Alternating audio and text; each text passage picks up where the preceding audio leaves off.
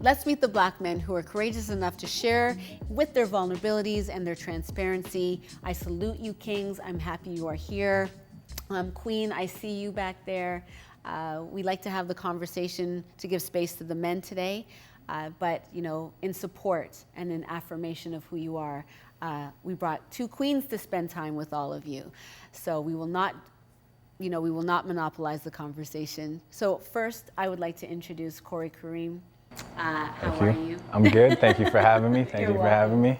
Yeah, you have a podcast too. Yeah, I do have a podcast. It's called 3 Questions by Corey Kareem. We focus on failure. So the tagline is, learn how to fail better so you can fail less. And failure is something that everyone can obviously relate to. Yes, fail well.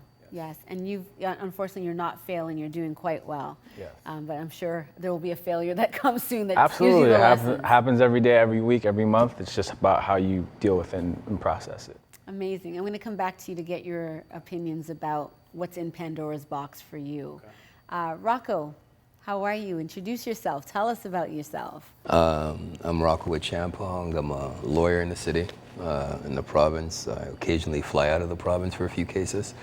I guess my relevance here today is that as a black, my relevance in this discussion, other than obviously commending Tamari for a great collection of works that he has offered to the world, is that in my lived experience, I am one of few black men that I usually find in the spaces of power, if you will, right? Navigating not only the courts, but the political halls of power. And there are 1 or 2 anecdotes I think touch on some of the themes that have been identified in Mr. Katusi's book. Did I pronounce that correctly? Katosa's book. My apologies. And I'm looking forward to share. So we have Kadar, and Kadar, I'm never really sure how to pronounce your last name. Could you say it for us? Sure, it's pronounced Olumide. Are you Nigerian? I am not Nigerian. It's a name I took for myself, and I'm renaming myself after gaining knowledge of self. So. Does it have any significance, meaning to you? How did you come up with it? Well, I did research on the name and the meaning of the name, of course, and it simply means that the Black God has returned. Interesting. And you've named yourself this, so you are not confused about who you are at all. Excellent, excellent. Okay, so we are going to go around. Oh, and how could I miss the Queen, Miss Carrie? You've been with us before. Tell us a little bit about yourself for those who haven't seen you before. Yes, I am Carrie Goring, aka Carrie Sutras, and I'm a trauma-informed intimacy and relationship coach. And I specialize in really dealing with the epigenetic, ancestral traumas that we as Black men and Black women have been exposed to. And I'm really passionate about creating healing spaces for us to process some of that pain. And so for me, this is a wonderful way for us to be able to honor our men. Yes. And I'm here to just be in the space of such brilliance. Yes. With these kings. I love it. I love it. Okay, so this is one of my favorite parts, is when we do something called Pandora's Box. Delroy, not to leave you out, did you want to speak to anything that was said? I'm just interested in Kedar's journey, that in terms of, no, it's the first time we're meeting, but I suspect it's been a journey. It didn't just happen overnight, it was a journey. And quite often a painful journey. Quite often a painful journey, indeed. But to Corey's point, through those failures, we can also have success. So what we'll do is we'll start with Corey, and then we'll get Kadar's story.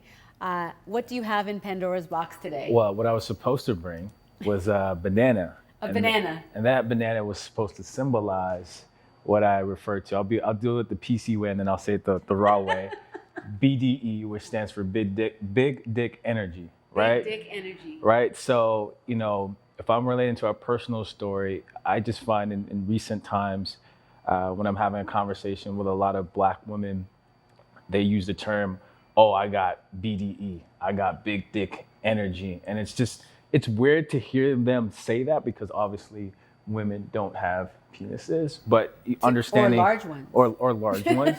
But I understand what they mean by that because similar to the book, there's reference that they say in the Roman culture, people in the army were often granted promotions because of the size of their penis.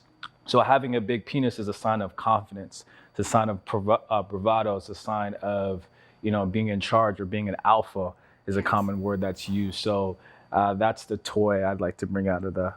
Okay, so what was your process of like, what is your personal banana Black masculinity story?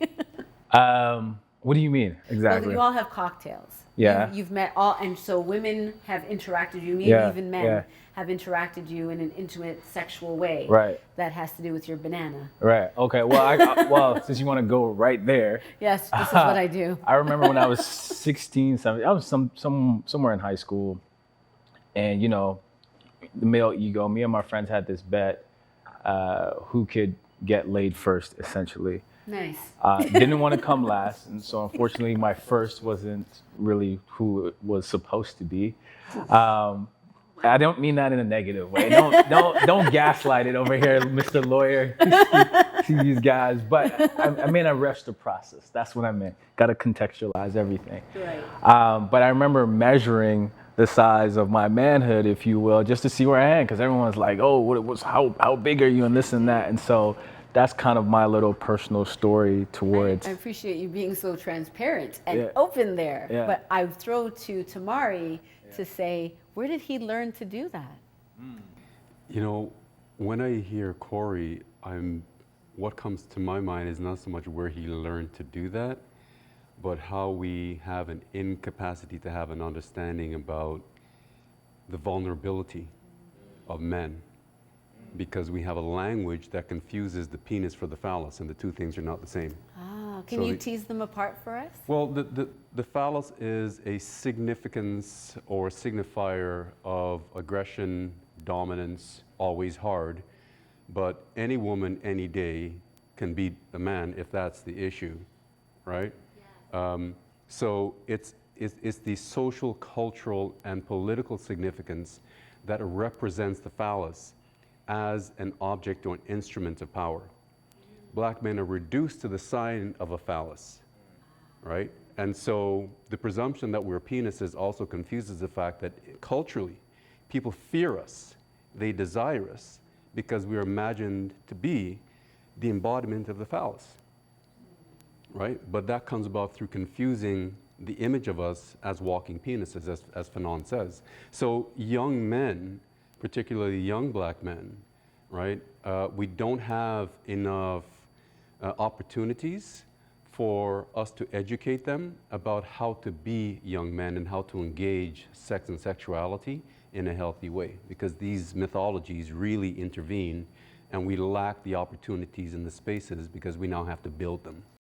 Yeah, I like, Delroy, if you could reference your self-love and self-care, because that's what it brings up for me, Tamari, is there seems to be a lack of knowing how to even begin to do that. It seems like the road is so long, but when we don't know how to start with how to love ourselves and to give ourselves permission to show up and be seen as human, because you just did what you were doing, Corey. Yeah, I had no.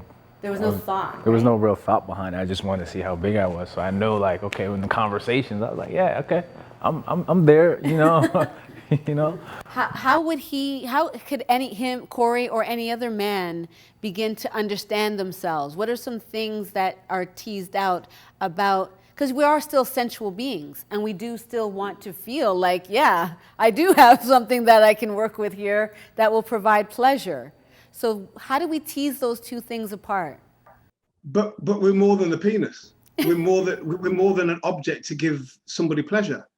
So so that might be a starting point, but I would then challenge that to say, hey, hang on a minute. Do you think we're not more than that? And I also, who is that idea coming from? Yes.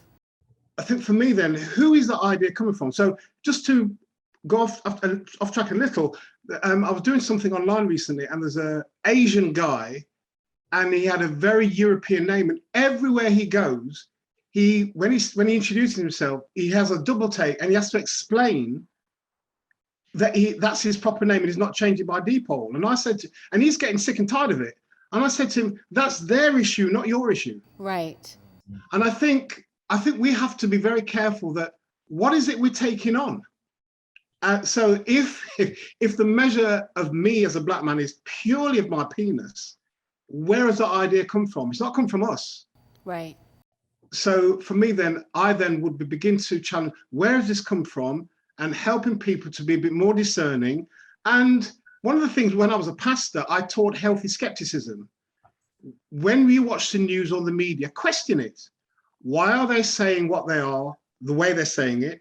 What are they missing out? Why are they telling us now? So I really taught healthy skepticism.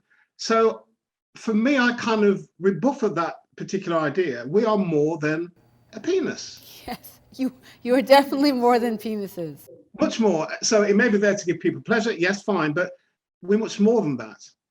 And for me, I guess as a Christian, I see ourselves being created in the image of God. Pleasure providing is part of it, but it's not all of it.